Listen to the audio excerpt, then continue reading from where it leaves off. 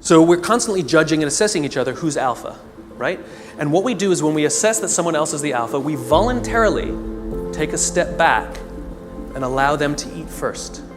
Alphas get first choice of meat and first choice of mate.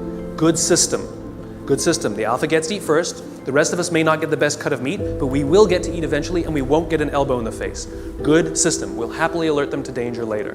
Good system. This is why we're constantly trying to raise our status, is because there are benefits to being the alpha.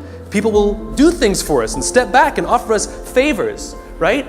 We to this day, we're perfectly comfortable giving special treatment to our alphas.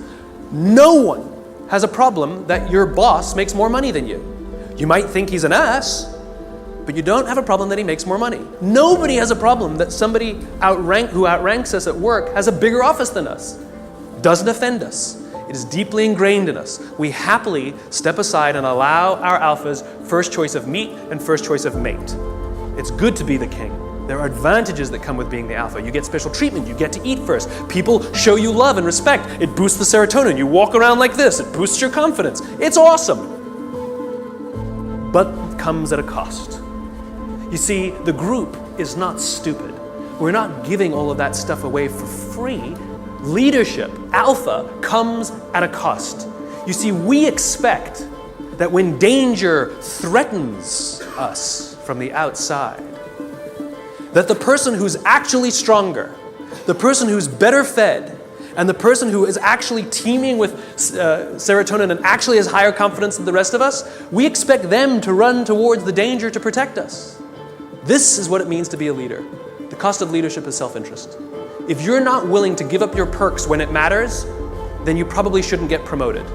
You might be an authority, but you will not be a leader. Leadership comes at a cost. You don't get to do less work when you get more senior. You have to do more work. And the more work you have to do is put yourself at risk to look after others. That is the anthropological definition of what a leader is. This is why we're so offended by these banker boys who pay themselves astronomical salaries. It has nothing to do with the number. It has to do with the fact that they have violated a deep-seated social contract. We know that they made all of that money and allowed their people to be sacrificed. In fact, they may have sacrificed their people for the money. If I told you we're going to give $150 million to Nelson Mandela, would anyone have a problem with that? Nope. $250 million to Mother Teresa. Got an issue with it? Nope. It's not the number.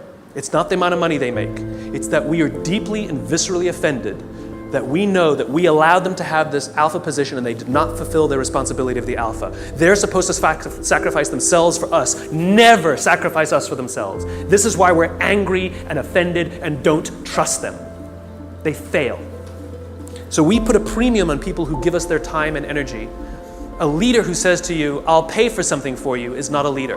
A leader who comes and sits down next to you and says, how can I help you, is a leader.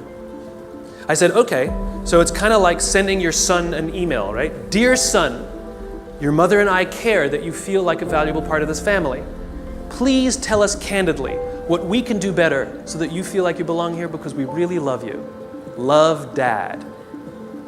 Or you go into his room, you sit on his bed, and you say, hey son, your mom and I really care that you feel like a valuable member of this family. Please tell us candidly what we can do better because we want you to feel like you belong and we really love you. Same words, same intention, same desire. The difference is one you gave time and energy and the other one you didn't. This is the problem with email. It's too easy. It's too easy. There's no time and energy expended. It's too easy. Don't feel anything. If I come to your house for dinner and you make me a lovely dinner, the next day I send you a very nice thank you email, what a wonderful host you are. Or 3 days later, you receive a handwritten note from me with the exact same words that were written in the email. Which one makes you feel better? Handwritten note. The sentiment was the same, the words were the same. The difference is one took a little more time and a little more energy. Leaders are the ones who give us their time and give us their energy, not the ones who give us their money. It doesn't count, it doesn't work, just biologically doesn't work. This is how you get oxytocin, doing nice things for people that require that you sacrifice a little bit of time, a little bit of energy, something you will never get back. And if you expect something in return, then you weren't really giving in the first place. You take someone out for dinner because you want them to hire you, you're not really taking them out for dinner. You want something in return. It's just a protracted transaction. It's not relationship building. It's nonsense. I was walking down the streets of New York, true story, and the guy in front of me, his backpack opened and a bunch of paper spilled out on the street. Didn't think much of it. I bent down, gathered the papers up, handed them back to him, and pointed out that his bag had opened. I did a small act of generosity for somebody. I got a small burst of oxytocin. I felt good. Also, the person on the receiving end of the act of generosity feels good. They get a shot of oxytocin. He felt good. He says thanks. I get to the end of the block and I'm standing waiting to cross the street. And a guy who also happens to be standing waiting to cross the street turns around, true story, turns around and says to me, "I saw what you did back there. That was really cool." As it turns out, witnessing acts of human generosity release oxytocin. Remember, our bodies are trying to get us to repeat behaviors that are in our best interest, and it's making us feel good when we see or do acts of human generosity so that we will do them. In fact, the more oxytocin you have in your body, the more generous you actually become. In other words, the more you do, the more you want to do. It gets better than that. Lots of oxytocin in your body inhibits addiction. It makes it very difficult to get addicted to something when you have lots of oxytocin in your body. It actually inhibits addiction. It boosts your immune system. It makes you healthier. That's why happy people live longer. It's why couples live longer. Oxytocin, it actually is good for us. It increases our ability to solve problems. It increases our creativity. It's really good for us, and it's not addictive. It just feels great. It takes time to build up, though. You know, if I went on a date with a girl the other day. It was a first date. We totally got along great. We're going to get married. Why are you laughing? That's my social life. The reason you laugh is because you inherently know that I cannot form a bond of trust strong enough to get married in 7 days. You know that. Why don't you go on a couple more dates? Right? Inherently, you know that.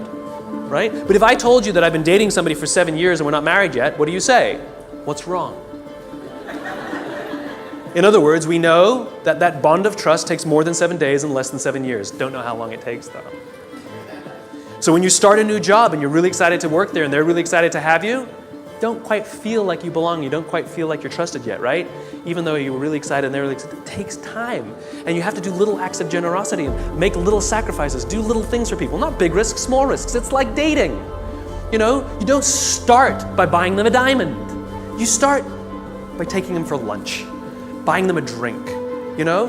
Little bits. Then they take you out, or you take them out again. You do something a little bigger. Then you do that in a movie. Then they come over, and then you buy them flowers, and then you say, "I love you." And one day you wake up in the morning, it's like you press this belief button. You just, I'm in love.